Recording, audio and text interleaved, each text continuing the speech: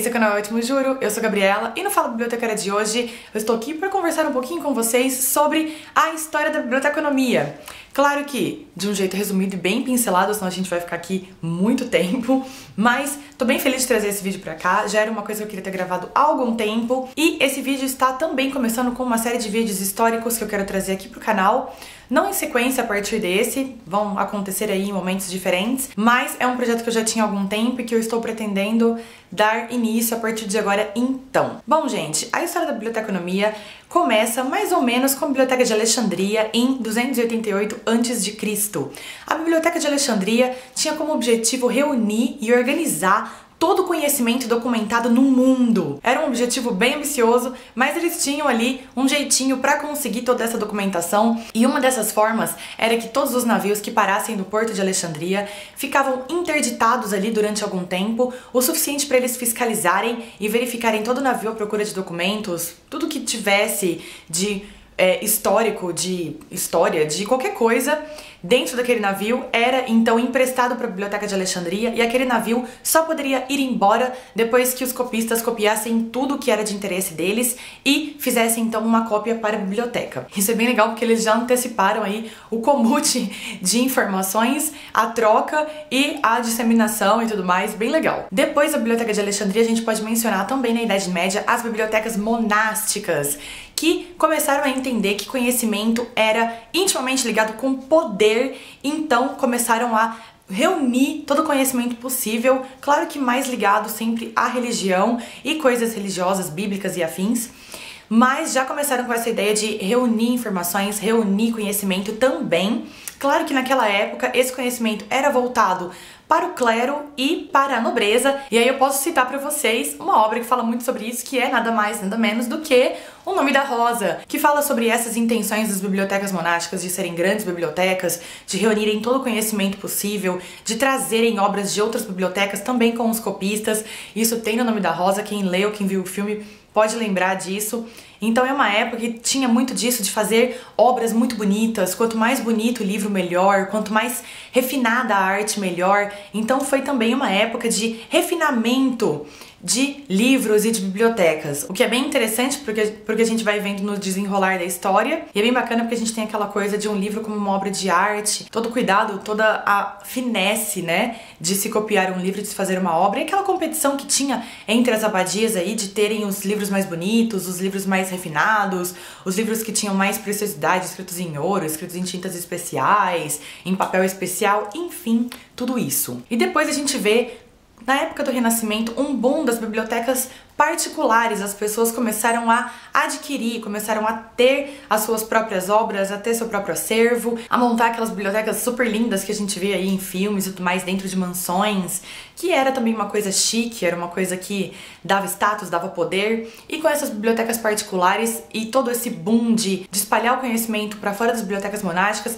a gente tem também uma disseminação e começa aí no Renascimento o crescimento dos artistas e dos estudiosos fora da igreja e fora da aristocracia. E aí a gente tem também o início dos patrocínios, né, que as pessoas que tinham dinheiro e não tinham o dom da arte começaram a patrocinar esses estudiosos, esses artistas, e daí vem grandes nomes, como a gente vê em toda a Itália renascentista e por aí vai. No século XVI a gente tem um boom aí da disseminação da informação com Gutenberg e a sua imprensa, que facilitou muito a circulação da informação, muito a disseminação da informação, porque aí ficava mais fácil, não precisava copiar, né? Era só imprimir naquela época, porque mesmo o processo de imprensa era bem complexo, mas ainda assim era bem mais ágil do que copiar um livro inteiro. Então começou daí toda essa disseminação da informação, toda essa circulação de informação, mesmo que no começo ainda voltado muito para livros religiosos, né? O primeiro livro que o Gutenberg imprimiu foi a Bíblia, então mesmo que ainda nesse foco para livros religiosos a gente começa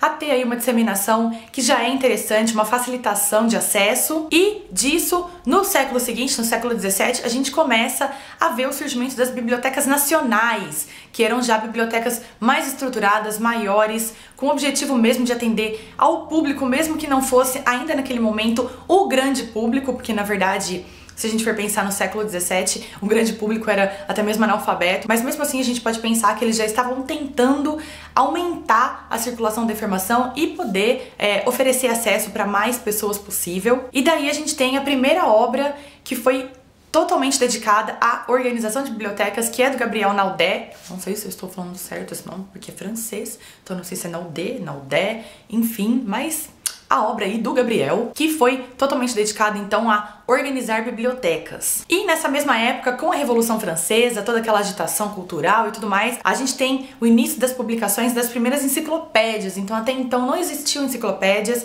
e com todo esse alvoroço da Revolução Francesa, com toda essa movimentação cultural, a gente tem então esse início dessas primeiras enciclopédias que na verdade, nessa época, falavam mais sobre coleções, grandes coleções, coleções famosas, coleções particulares, coisas desse tipo. Então as pessoas pegavam essas coleções que eram muito famosas e faziam tipo um inventário, falavam sobre elas, discriminavam, explicavam o que era, e daí começou então essas primeiras enciclopédias desses acervos pessoais, desses grandes acervos, dessas grandes coleções. O primeiro curso de biblioteconomia do mundo foi criado em 1887 pelo Melvin Dewey, na Universidade de Columbia, nos Estados Unidos. Tem algumas contradições que talvez tenha sido um curso na França que foi o primeiro, muita gente fala sobre isso, mas pelas pesquisas que eu fiz, o primeiro curso mesmo, totalmente voltado para a biblioteconomia, com esse objetivo, foi essa criação do Melvin Dewey em 1887. E o Melvin Dewey, gente, é uma super personalidade na biblioteconomia, né? Melvin Dewey é o cara, porque ele não criou só o primeiro curso de biblioteconomia,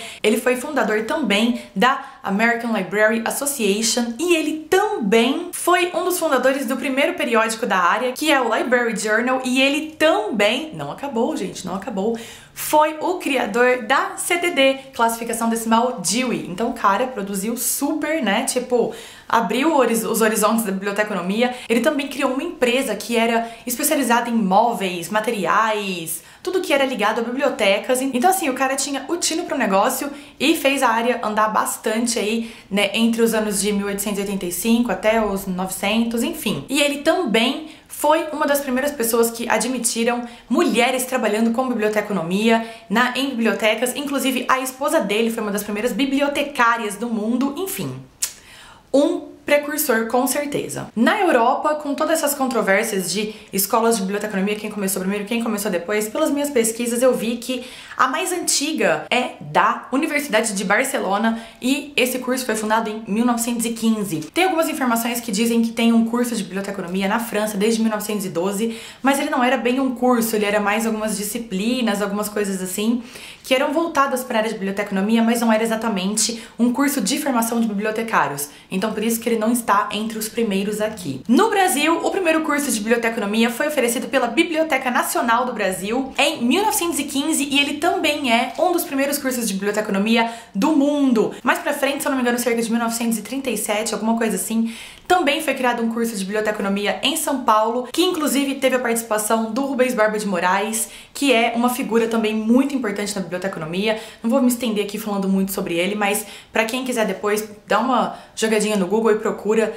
tudo sobre a história desse cara, que é incrível. Ele tem um livro magnífico que chama Bibliófilo Aprendiz, eu já inclusive comentei sobre ele aqui. Enfim, gente, procurem sobre Rubens Barba de Moraes, porque ele foi uma personalidade incrível da biblioteconomia. Um dia talvez eu faça um vídeo só sobre ele. E dessas datas em diante, não paramos mais. A biblioteconomia foi cada vez se expandindo mais e mais e mais aqui no Brasil. Depois desses cursos, teve curso no Nordeste, teve curso em São Carlos, teve cursos em vários lugares também, começando. O nosso conselho dado é que a biblioteconomia existe no Brasil desde 1912, se eu não me engano. Então já é uma profissão bem antiga no Brasil. E para não deixar passar batido, já que eu falei de classificação decimal Dewey, a gente pode citar também a classificação decimal universal, que foi criada pelo Paul Otlet e pelo Henri de Lafontaine no século XIX. Enfim, eu acho que essas são as datas mais importantes, são as informações mais importantes da biblioteconomia. Se eu for também falar mais especificamente, eu vou me arrastar aqui, tipo, meia hora pra contar tudo pra vocês. Mas começou mais ou menos assim. Então, como eu disse, esse é o primeiro vídeo de alguns vídeos históricos que eu quero trazer pra vocês.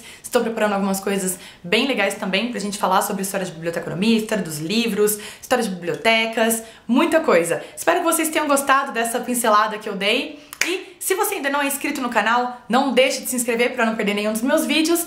Se você gostou desse vídeo, não deixe de dar um curtir aqui embaixo para me ajudar na divulgação do meu trabalho. E todas as minhas redes sociais estão disponíveis aqui embaixo na descrição do vídeo. Me sigam por lá também.